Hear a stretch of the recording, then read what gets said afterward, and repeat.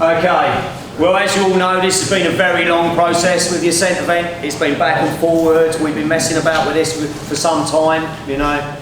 We've basically stuck as much as we could to the original, which was, you know, Mark and Chris's brainchilds, and, you know, for this event quite a few years ago. And, you know, we've had to adapt it in a few, you know, to make it more safe, or, you know, seen as ticking some extra boxes to get it, get it sorted. So we've done that now. We finally got it to ITCC.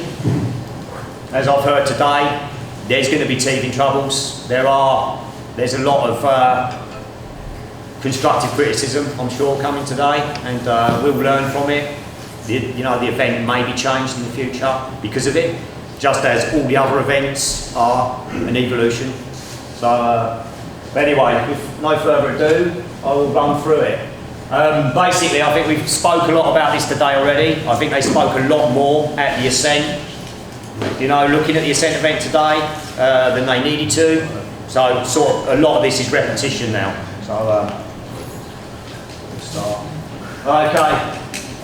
What a lot of you guys need to know, you should have read it in the rule book already, but basically, the event format and scoring for this is broken up into three. You know, as we know, we've got setup, you know, which is worth 0 to 3 points. So this will be 3 points for under 10 seconds. Then, you know, 2 points for under 25, and then 45 under 45. You know, 1. After that, 0. Same Ascent. This is basically the same as the footlock was originally. So this is, you know, fastest time gets 17, and then we go down from that for each second, lose a point. Okay. And then change over again, same time constraints with change over as setup. So there you have those. And then series backup, which has been the topic of discussion, and I think will continue to be so today. 2 extra points for that. Okay?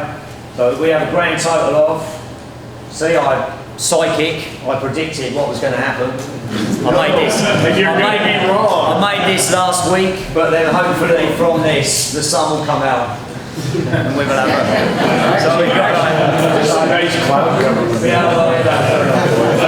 So we've got an Ascent event which is worth a maximum of 25 points. So that's 5 more points than footlong was worth. So, you know, there's points to be made there, you know, and let's see. Okay, moving on. Rope configurations. There was some discussion about this today as well. We put this in the appendix as a guideline, and what we're accepting at ITCC, if configured correctly, and we see that in many of the configurations Taylor's already showed you today, we will accept them. The reason we did it this way, we wanted to keep it basic because we've got a lot of chapters out there that are starting to, you know, evolve and do this event, and we didn't want to get into masses of configurations and put a lot of, you know, give them a lot of problems. So that's why we put this in the rule book as a very standard, basic setup system.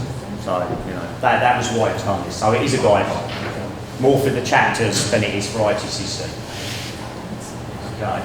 Right, okay, I think we've been through this already today, but here we have pretty much the same system that Taylor was using. So I'll just go through that again so that you're clear on what you have to do with this. So as you saw before, the belay will be attached. You will be 3 meters away from the rope. When you've tested the belay, you'll get the go. You'll go over to the line. You'll stick your primary on. In this case, stick your ascender on. In this case, which is your redundancy. 2 rope connections. And then as well as that, you will stick on your auxiliary components.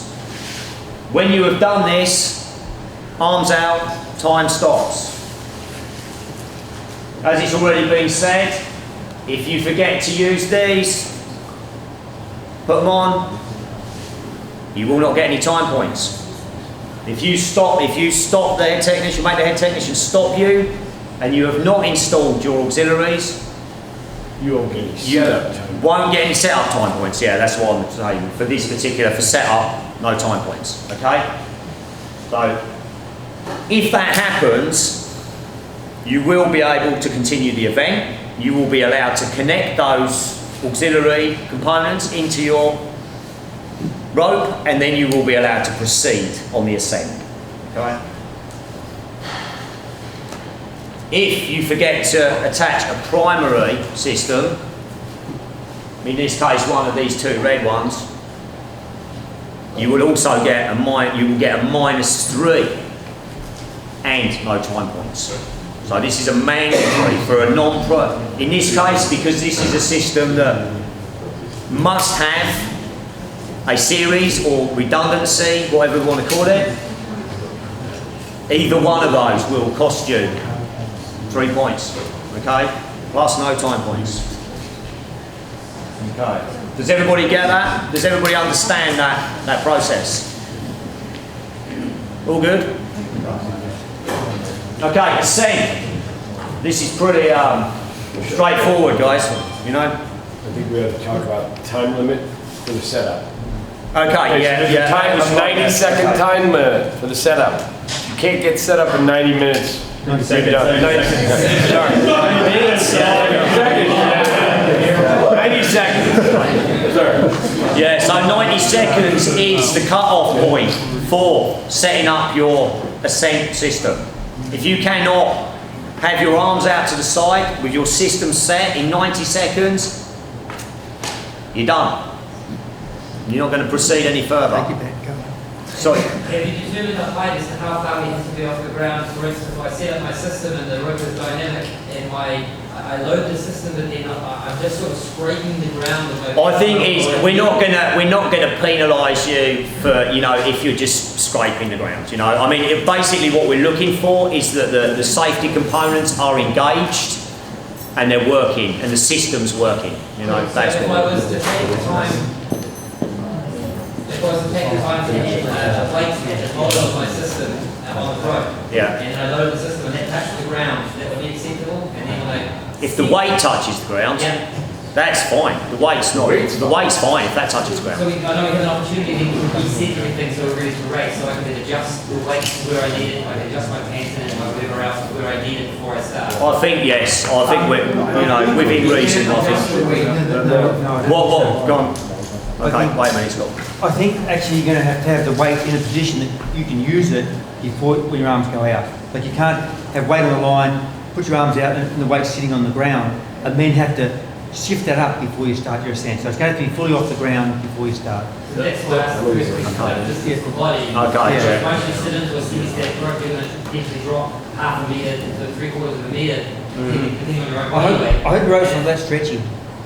Looking at Taylor today, Yeah, it could be. Yeah. Yeah, that is true. I mean, we'll make a call on If that. I did load up and then put my weight on where I think it would be necessary, and I sat down and touched the ground, I wouldn't be allowed to adjust the weight then. Your foot ascent is going to be no ground. I think, wouldn't you just lift it up? Like then lift the weight up and then... Well, we have the opportunity to reset before we start the actual ascent, so if I adjust it to where I need it, so I just Well, I think, I think it's going to be very hard to judge exactly how high that bag has to be before when you load it. That's part of the challenge. It's part of the challenge. It's about how quickly can you get set up and go. And we're giving you that just so we can assess and we're not rushing, you know, through so we can catch if there's misconfigurations.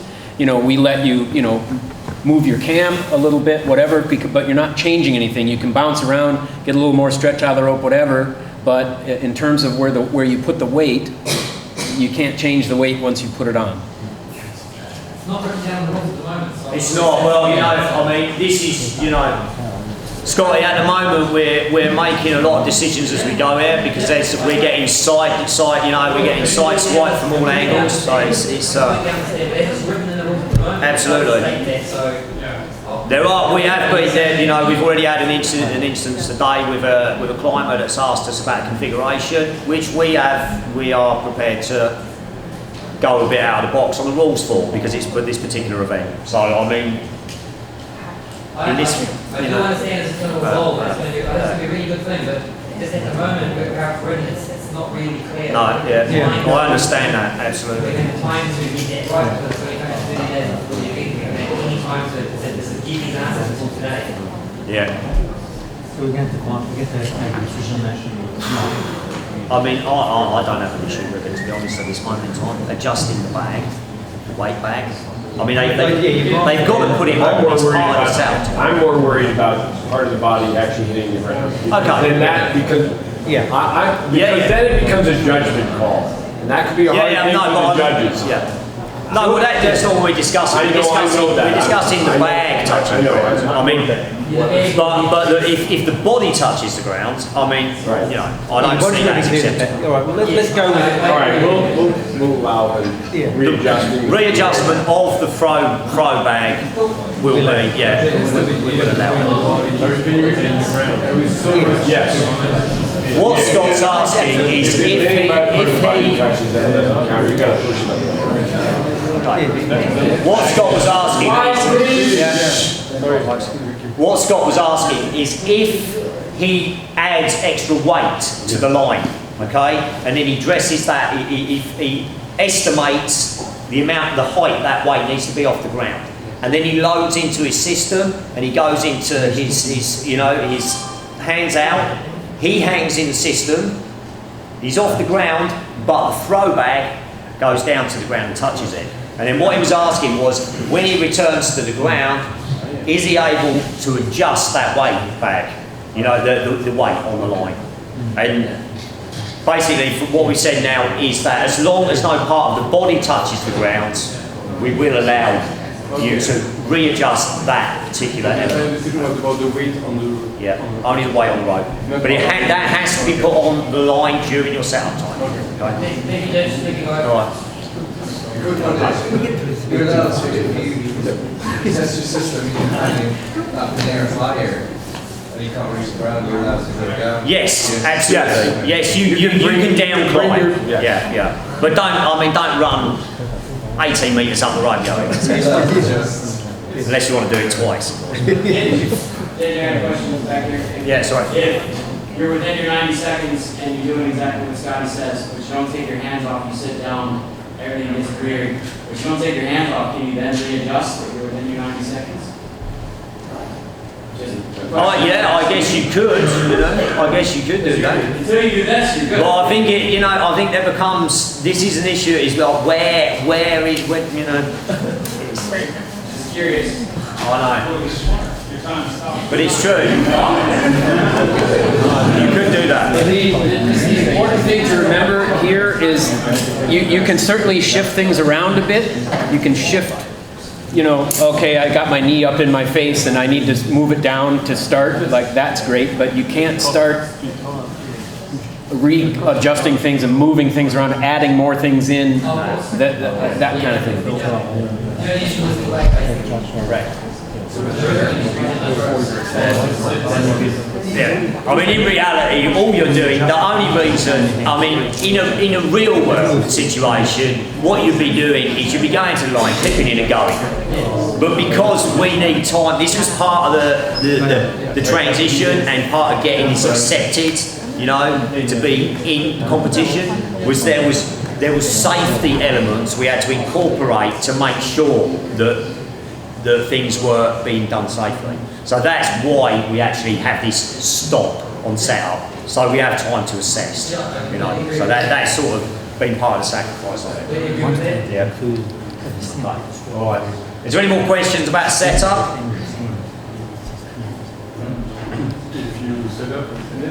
No, I'm only just putting off my touch to you. Sorry, that's what I'm only. I have to say the truth, and we are really tired because first I have to concentrate with the number. Yeah. If I set up my system and I reach the ground, Yeah.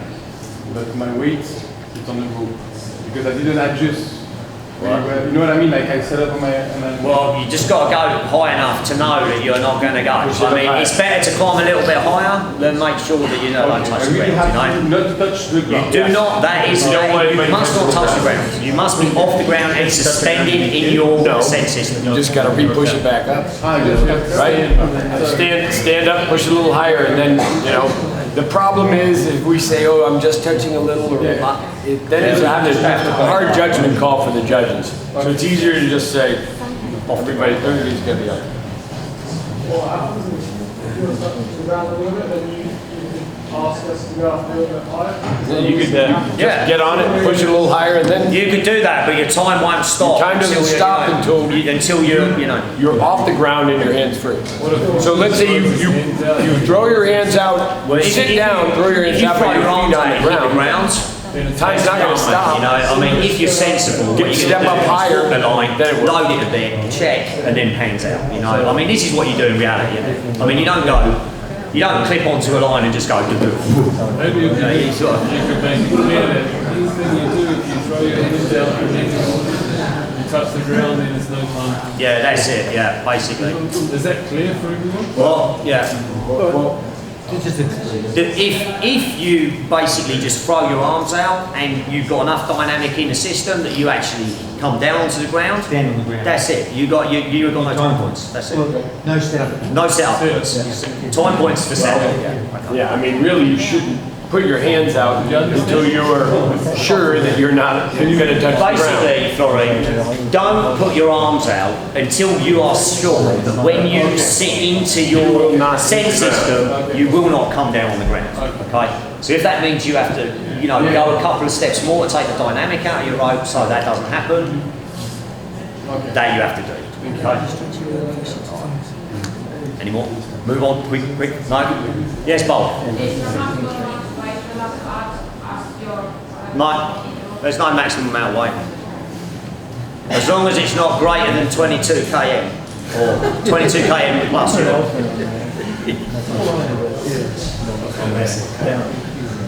Did you want to say something? Yes. Just about the stretch and that. We do have a KM3 Max, that is the hauling line, that the hub is on. And during our run-throughs today, we had about 4 inches, about 10 centimeters of stretch at the top. So you're going to get 4 inches or 10 centimeters of stretch right off the bat. So think about that. Yeah. Well. Right. Yeah.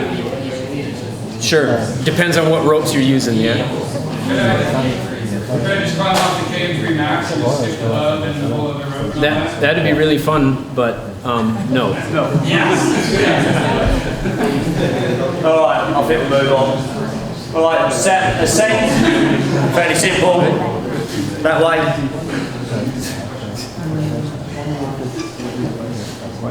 Wrong way, sorry. Okay, so this is basically up the road, as you will know, and ring the bell. That's the objective for that. Ascend and ring the bell. Okay? As soon as you've rung the bell, you change to descent mode. Okay? Hopefully you can hold off the ground with that. So, this is Vulgar I work with, he don't like to go very off the ground. Not on a Friday afternoon. So, anyway, attach your descending system, in this case a rig. Take out your ascend system, crawl, disconnect your hand ascender. If you have a hand ascender like this, it is okay to leave it on the line. You do not have to disconnect it. You have to disconnect from it. You have to disconnect from it. Basically, the stipulation is that when you're finished and you ring the bell for the second time, theoretically, you would be able to descend immediately. So, if there's extra cams or extra equipment that's on the line which would hinder an immediate descent,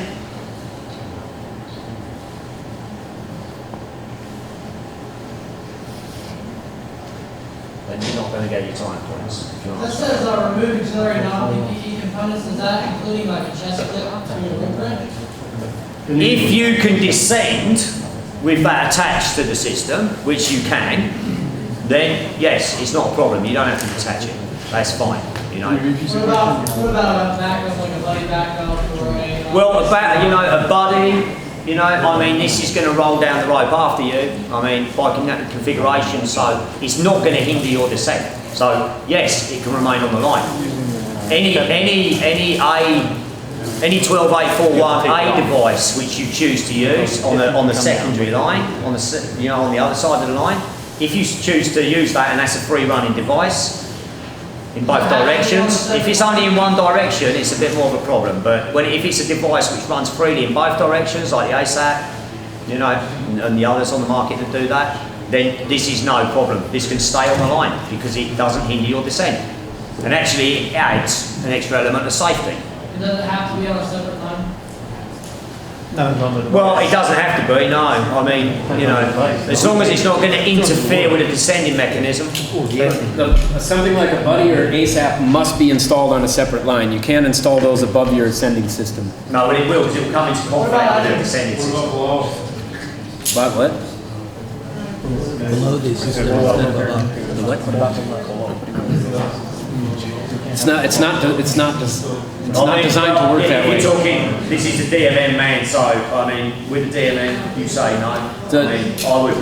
Pencil ASAP or DMM Buddy or Catch are Type A backup devices, and they're designed to be used on a separate line. Yeah. So you cannot use them as part of your inline system, right? And Above or below or anywhere. They have to be on that separate line. So when can we ask device-specific questions? At the end. Let's just get through this, and then there's a little thing that says questions, and then I'm going to leave on the side.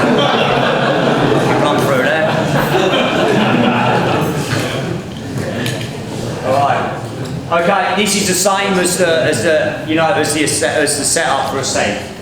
If you don't disconnect all the components and you cannot descend immediately, you won't get any time points for the changeover. Descent points, time points for the descent part. Yeah, okay. Sorry, thank you for correcting me there. Time and time again. That's all right, I'll get it in the end. Well, I won't, because as long as I see changeover written there, I just think everybody knows that it's going to be for this particular slide. Maybe they don't. Okay. So, yeah. And don't forget, you have to ring the bell for the second time, okay? Ring it once, change into your system, ring the bell again, okay? I'd advise you not to ring the bell like a madman, because it may be that the bell's going off over here, and if you change your system very fast, you may be waiting for it to hit it again. We've, A nice gentle We tap. have one tech or two tech who's watching us on top. There'll be one tech up there watching you. Okay. Two eyes.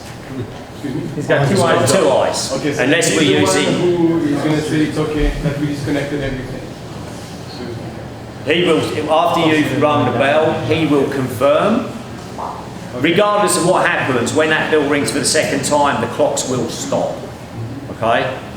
And then the tech will assess whether you have disconnected your Ascent system correctly or not. And then he will give a signal down to the crew on the ground that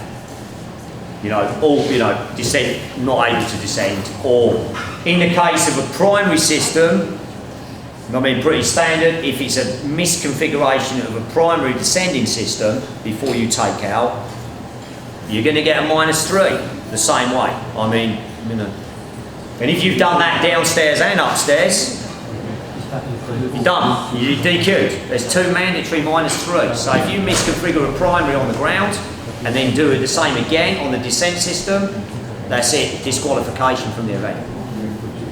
Yeah. Thank you. Okay. All right. Is everybody clear with that? And again, 90 seconds. And 90 seconds again. If you take more than 90 seconds, you're done. For any part of the event, and that's Ascent as well. If you take more than 90, it's 60 on Ascent, is it? It's more than 60 to Ascend. Yes. Maybe you're going to cover this, but there's a question about what is considered disconnected from the rope, and can you be holding something in your hand while you're ringing the bell signifying your changeover? I mean, I can speak to it, that's fine. Yeah. I think basically it depends on what you're using, right? I mean, if you're coming down on a rig and you've got something else in your hand, You can't do that. PETSL stipulates you must have a hand underneath, so you need two hands to descend. So if you've got an ascender in the other hand, you can't descend, right? That would be, I mean, it would, this would be my take on it. I mean, it's... If it's clipped, you just drop the bloody thing. Right. What we don't want is you having loose gear. Loose gear, yeah. Basically. No loose You gear. can grab a figure 8 off your harness, you can grab the rig, that's loose gear, that's fine. That's just, you have to be able to disconnect that. But when you've done your changeover and rung the bell, we don't want you holding on to an ascender in your hand. It's not tethered. It must be attached to you, but not connected to the line, or it must be attached to the line and not connected to you. Correct. You could hold that ascender in your hand if you really wanted to, as long as it was still attached to you somehow. But we don't want any loose, free gear in your hands when after you've rung the bell for descent. Yeah? Are we requiring stand clears? No. Scotty, you can go away. All right. Everybody's already clear. No, we're assuming that you're going up and working, and we're standing away from you as you start your ascent. It's not a DQ if you drop it. Yeah, if you drop anything in any event, it's a DQ. During the time portion of the event, well, and while aloft actually now, it states in the rules, any piece of equipment dropped while aloft, Except for rope. any event is a DQ, yeah, unless it's right. Unless it'll be cool. Yeah, it has to be called. Yeah, that's important. Excuse me. Do I need to load the D4 before ring the bell? Or load the ID? What's that? You need to lock. To put it into lock position. Like Taylor did in the demo. Is that necessary? I mean, We decided that you had to put it we in did lock. decide that you had to put it into lock position, didn't we? Yeah. Oh, that was what What we if you decided. had your other hand holding the rope? Descent mode. Because it's like exactly to manufacturer's like. How many hands you got? Hold the rope like this, do this. What, you ringing the bell with your foot? What's going on there? You don't need to be holding. Hey, we can make the call right now. We can make the call right now that they do or do not have to lock it, because it's not in the rules. It's not in the rules, so what do we say?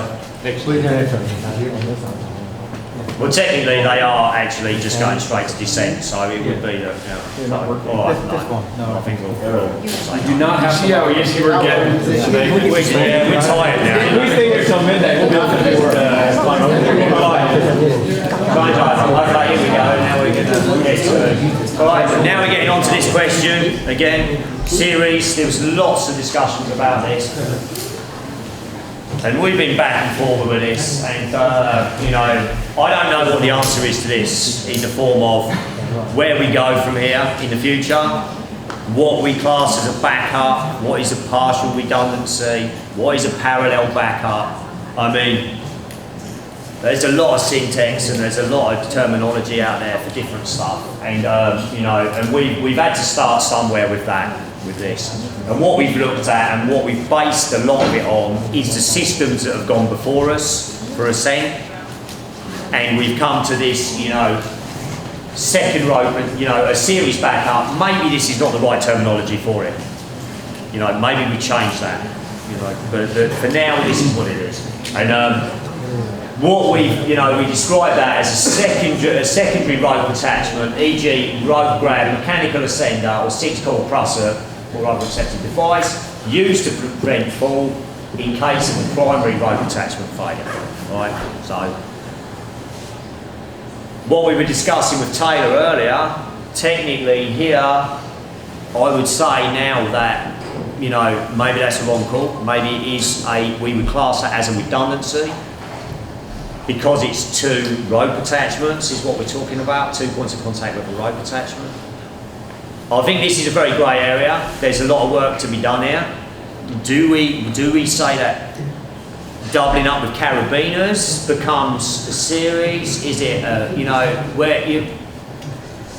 it is difficult, this. It's difficult to make calls across the board on this at the moment. And my one take on it now is that connectors are triple action, right? We've got a triple action locking system. With most ascenders, they don't have any backup on them. They've got like a plastic, you know, jammer that opens them. And then on top of that, not only that, but when it opens, it's not a closed system. The system can come off the line, you know. So I think when we're assessing risk and we're looking at what components are most likely to fail, I think this is where this backup idea is coming from, or this redundancy idea. That we're trying to back up the components which are most likely to fail in a situation, you know. And so that's where we've been going with this. This is what we're trying to do at the moment. And this is where we stand now with it. So, you know, what we've said is a single point, like for example, the TAS, we've let the TAS go now. The TAS is a good device. It works in Ascent mode, you know. But when you use only the TAS, it's a single point of attachment, you know. Yeah, it's safe, it's a closed system, it's less likely to fail than a cam opening system, which is why we allow it, in part, to go as a single system with no backup. But thereby adding a second system to that, do we not increase safety, you know? So, you know, maybe this 2-point thing is wrong, maybe we need to adjust it at some point on the next round with this. But for now, I think we just have to stick with this, you know, this is what we've come to now. I'm sure we're going to get a lot of questions from people now, a lot of criticisms on different things. And what I'm going to do is take that away with me as a positive thing. Because there's shit you guys think about that I just don't even think about. I'm just like, oh man, we've been going over this for 12 months and I never even thought of that. What, you know? So there's things we've missed and you're going to have to bear with us on it. But, you know. That's how it stands today. So what we're going to assess you on is your attachments to the rope. You know, this is what we're doing for this year. Maybe that changes. Right. And now here comes the scary bit. I'm going to run away. That's it. I'm out right now. Here we go. This is the first time I've heard climbers in a competitive forum asking that it be safer, and the judges saying no. I've never heard that happen. We're asking for 2 ascenders. That's not a backup system. That's a system. Well, yeah. I mean, but these are questions we're asking. Maybe it's not a system. Maybe it's a redundancy, or a redundancy of a particular element which has a higher potential of failure than other elements. I mean, ultimately, we've only got one anchor point in a tree. And we've only got one point of attachment on our harness. But hopefully, these elements have a much lower chance of failure than other elements. We all know the elements which are more likely to fail, which can get sticks in them when you're ascending, when you're pushing through, you know, when you're pushing through branches, you get a stick in an ascender cam, it pushes open, it's off the line. You know, in your crawl, something comes down, in it, can open it. There are systems which are more prone to failure than others, you know. But they get more points in this scenario. Yeah, well, this is, I mean, for this year, this is the way we've got to play it. Because, you know, now this is the way we're going to do it. But what a lot of you people are saying now is giving us a lot of food for thought. And we welcome your criticisms on this. Yeah, and, you know, as I said already, this is a very new event. And I think that regardless of what event we were trying to put in here now, you know, I was saying to Phil Kelly earlier, that if this was the aerial rescue we were introducing this year for the first year, man, we'd be getting bombarded with crap from all directions. We would not, you know, we wouldn't be able to answer every question, right? And I think this is what's happening with the Ascent event this year, you know. But we got to start somewhere and we got to move forward in a constructive fashion. So, you know. For the term series backup, if we change that to system backup, that would mean that 2 ascenders is 1 system. Yeah. So then you would have to have something else, and 2 ascenders wouldn't be considered 2 extra points, and Because what is series? Because if we look at our gear inspection, there's nothing on there that says series. So we have to look at the fact that this is our ascending system, and we need a backup to our system, not to our series. So it makes it very clear with the rope rings. Yeah, that is your system. That's right. And then if you put a hand ascender above your rope wrench, that is a system backup. Or a redundancy. Or a System redundancy. But is a single ascender good enough as a backup? Is the hand ascender Is the hand ascender, because is that a system? Or do you actually need two hand, like you need two hand ascenders, or a hand ascender and a chest ascender to become another system that is backup? Absolutely. Right? Well, I understand what you're saying. Yeah. I understand completely what you're saying. So it's some clarity. And I mean, this is absolutely. I mean, these are good points. These are good points. You know, very good points. You know, and I think they will be. You know, this gives us stuff to. It's not good points for the people that aren't doing two hand ascenders. Well, absolutely, but you know, we'll figure it out. We'll figure it out. Absolutely. Okay, sorry. So to clarify, two ascenders going to one carabiner on your bridge. No good. That will be a redundancy for this So year. that counts as the 2 point. Yeah, this is two connectors into the rope, you know, so this is, okay, yeah, we've got a single lanyard, we've got one carabiner, we've got one bridge to connect into, but we are trying to, you know. And so they don't have to have separate carabiners on your bridge. Right. Have both of the two ascenders go to one carabiner. Absolutely. For this year, yes, there may be, people may kick back on that, we may have to reassess that for next year, but for this year, that is the way we're going to roll it. Take a century, just in a century, all right, with two separate stack lines. Yeah. Put them in there, and get your 2 points. For this year, yes, because that is two separate independent cams on two separate static ropes. So one cam can fail, and whether it's correct, you know, this is what I'm questioning myself now with what people are saying and how we have to address this. But for this year, I think we have to take it as the same as a frog system. That is, if it's in a one carabiner, but it's two cams. Can you show me? Show what? What he said, because I have What? You know what it is. What he's talking about, what James is talking about is a double ascender and a sentry, you know? The Petzl. The Petzl double hand ascender? You know the double hand ascender? Hang on. Listen up! Quiet. Okay, a double ascender. Yeah. Double ascender, if you clip that in on two isolated lines, so you have two static lines, one cam on each side, are we classifying that as, you know, a backup or redundancy? And for this year, yes, we will do that for this year. Yeah. The same with one core and one basic, but with two different carabiners. No, you can go on one carabiner. You can have both in one carabiner. The same with the sentry can be on one lanyard in one carabiner. Can you go on top of this core? On the top of the core? You don't need to. I know. You could. You could. You could, yeah, you could do I know, it. I'm asking. Yeah. No, you could do. Okay, thank you. Thank you.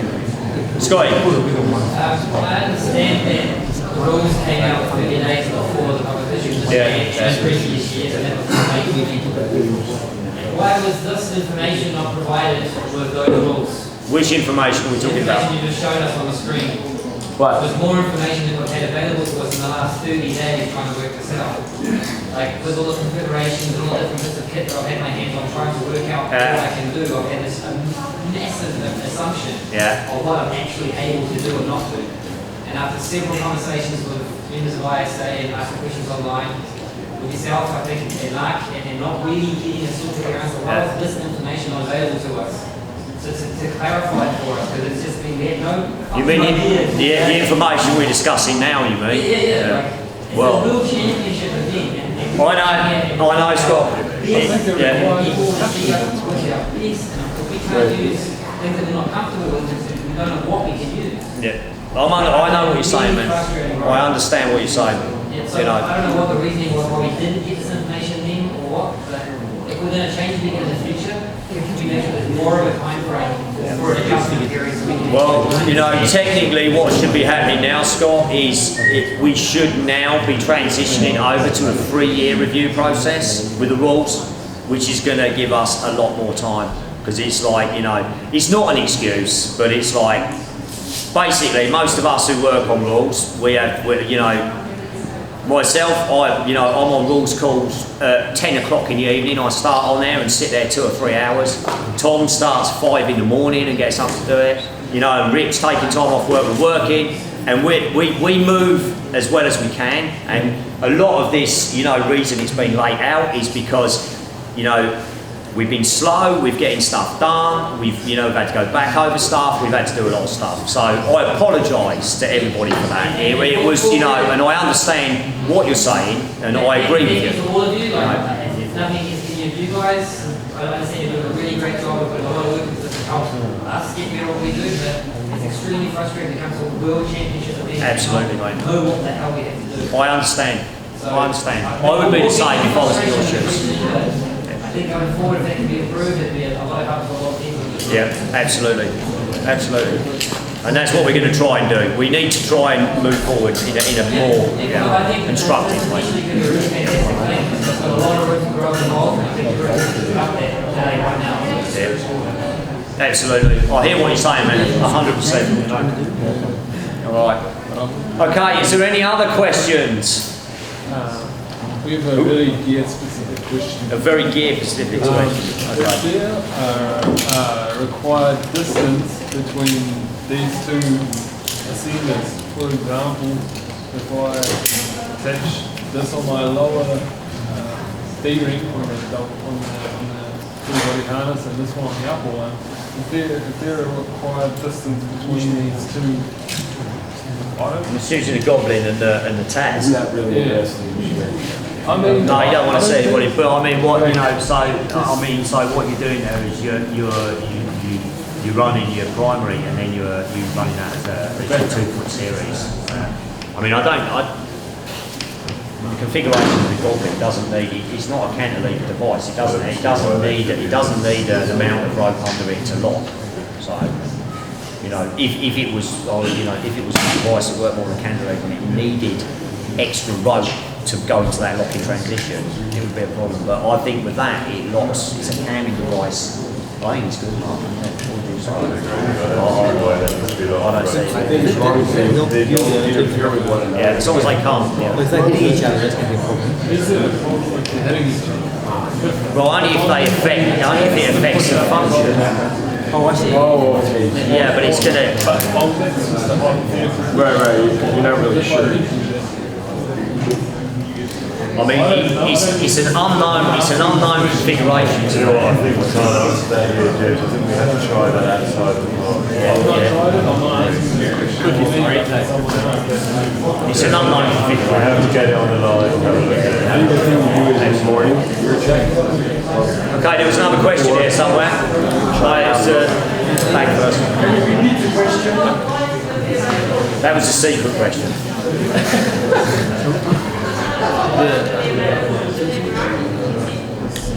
What lines are going to be available? I think.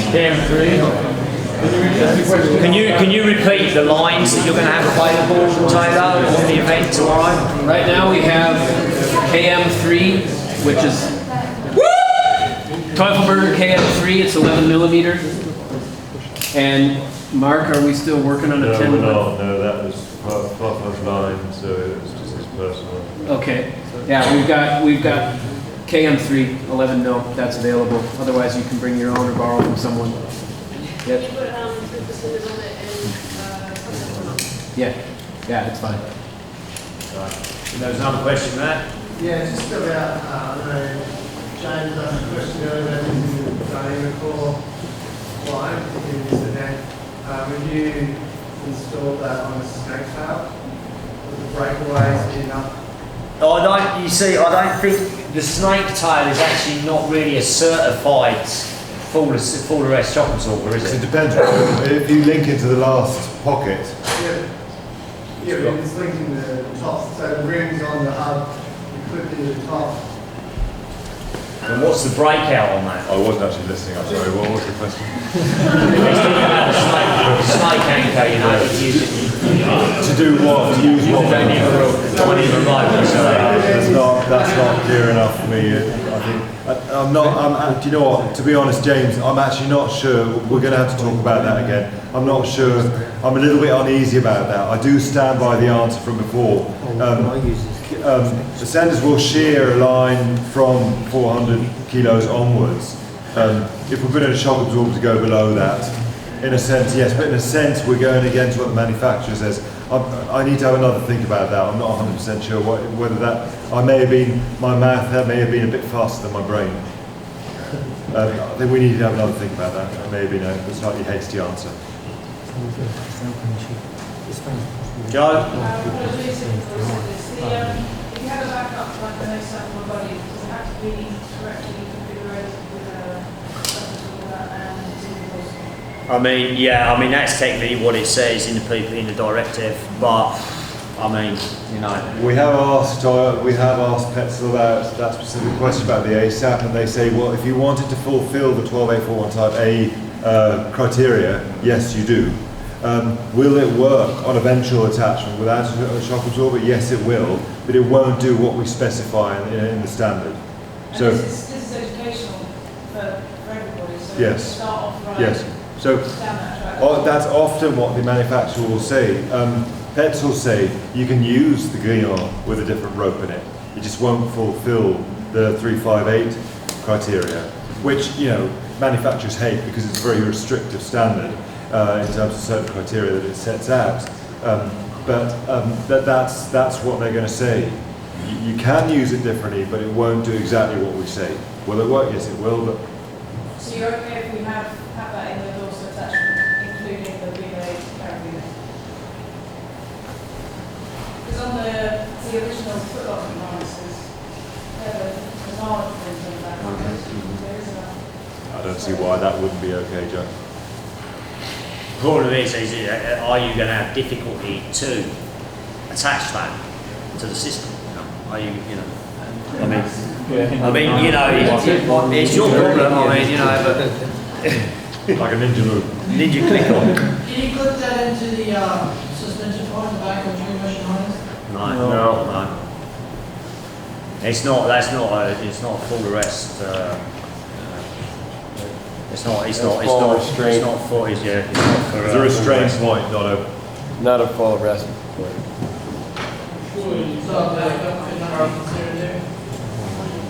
Not really. It looks funny if you were suspended from it, but it's not a good idea. It's not. It's you know, it's like an bucket or something to just. It's to stop you falling out of the bucket. It's not a suspension point, really. It's not what you put the back up onto. And it's also the way your body will absorb the force if you fall into, you know, a harness in the wrong connection point. You know, it's the same with why we don't allow single beam containers on the side.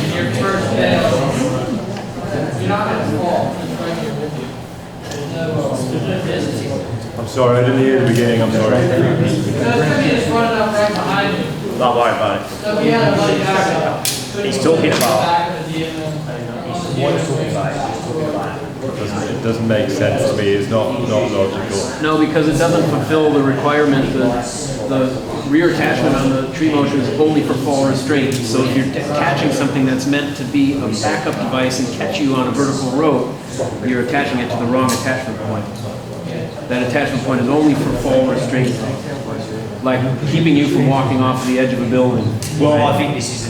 There's no dynamic component. This has to be whereas in a fall there's a dynamic component. I think that's what the difference is. It's how the force is induced into the body.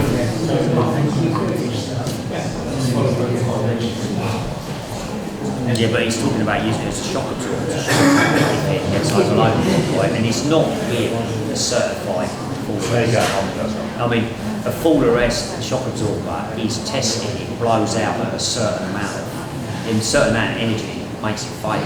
But there's no testing we've done on that snake yet to find out what parts will go out. Has there? Is there paperwork? Any other questions? Is there a certification as a shock absorber? Doesn't matter if there's none. It's good if there's none then. Scotty?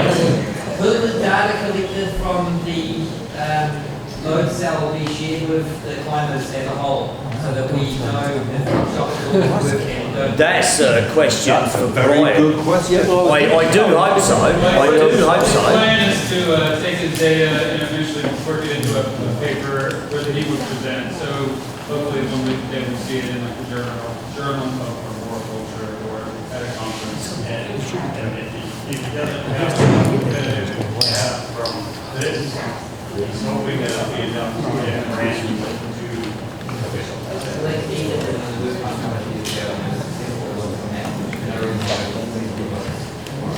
All right. Do we have any more questions, or can we knock it on the head?